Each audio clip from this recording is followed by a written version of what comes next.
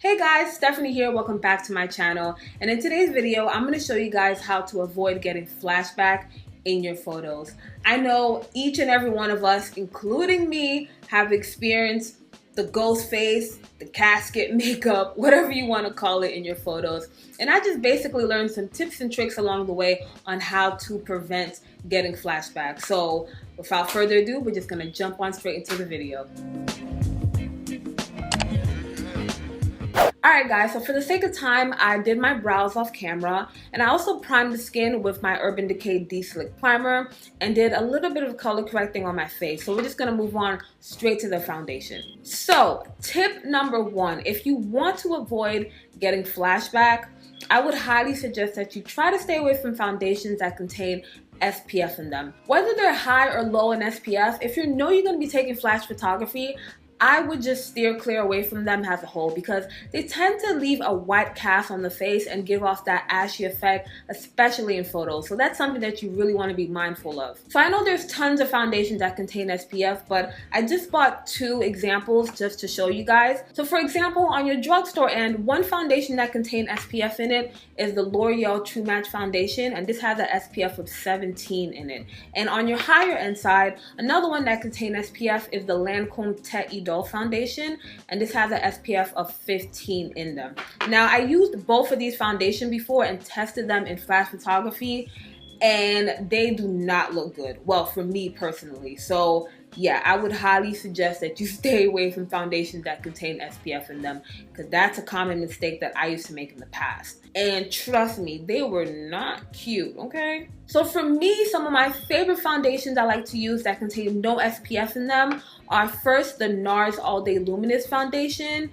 I also like the Wet n Wild Photo Focus Foundation, my all-time favorite, the L'Oreal Pro Matte Foundation, and I also use the Kat Von D Lock-It Foundation in flash photography, and this checked out as well. So these are just some examples of great foundations that work well in flash photography, and for me they just give me a nice even tone overall in photos. So today I'm going to be using my Nars All Day Luminous Foundation in the shade Macao, and I'm going to dab this all over my skin and of course blend everything out using my Real Techniques beauty sponge. So now that we're done applying our foundation, now it's time for highlighting and contouring, of course. And for tip number two, I would advise that you try to stay away from concealers that are way too light or too thick when it comes to highlighting, especially under your eyes. So usually when I highlight under the eyes, I tend to go with a concealer that's about 2 shades lighter than my actual skin tone. Anything lighter than that is pushing it because you want to have a nice subtle highlight. And if you go way too light, it's just going to be harsh looking and it's not going to look right, especially in flash photography. So 9 times out of 10 when I'm highlighting, I always go with my LA Girl Pro Concealer, and I always use the shade Fawn to highlight. I feel like it's just the right amount. I'm just going to swatch it so you guys could see. So it's not too light for my skin complexion, and it's just enough for me to have a nice subtle highlight under my eyes. So I'm just going to take a good amount and apply it under the eyes. And I'm going to blend everything out, of course, with my beauty sponge.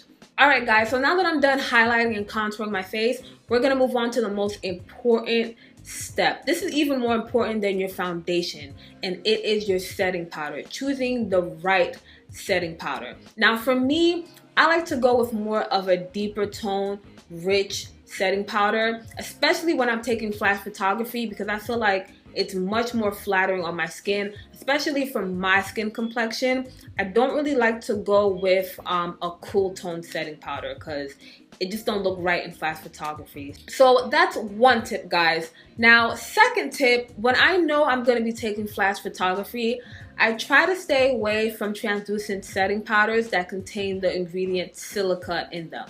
Not silicone, silica. Now, I don't know the whole science behind it.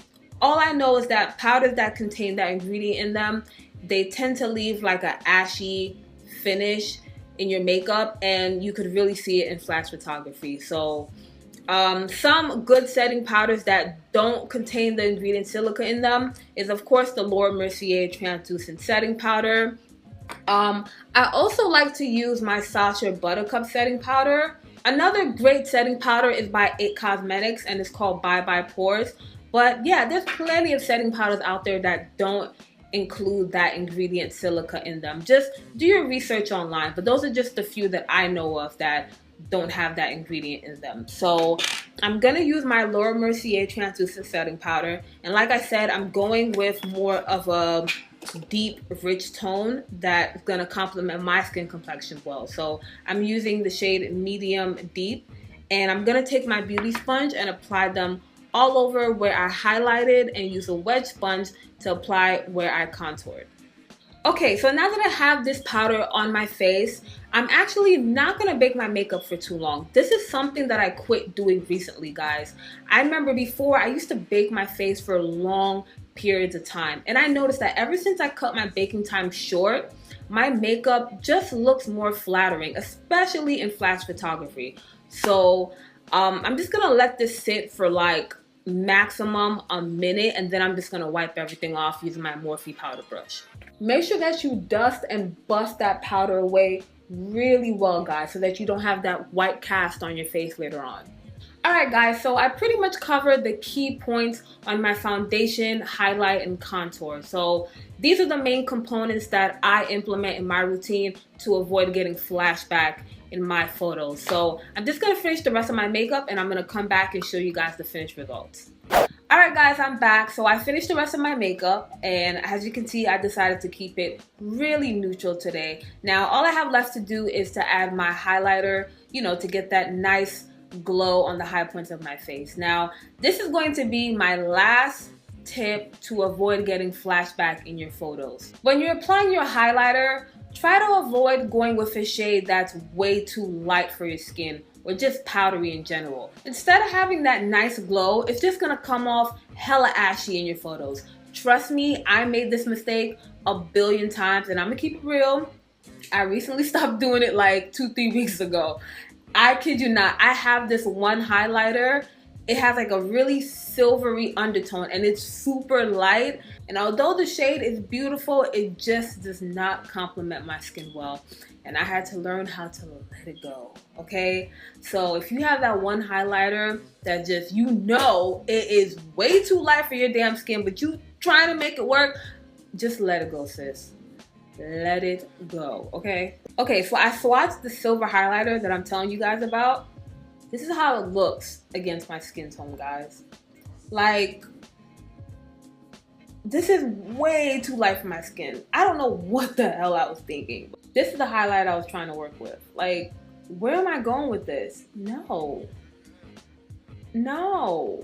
Depending on your skin complexion, try to go with a good shade that complements your skin tone, whether it be a cool or warm shade. So for instance, on my skin complexion, I find that highlighters that have a warm gold undertone better complement my face and my skin complexion better than one with a silvery undertone. So today I'm going to use my Becca highlighter in the shade Topaz to apply them on the high points of my face.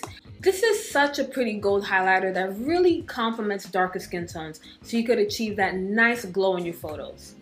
And I'm going to follow up with my Wet n Wild highlighter in the shade Crown of My Canopy, has my second layer.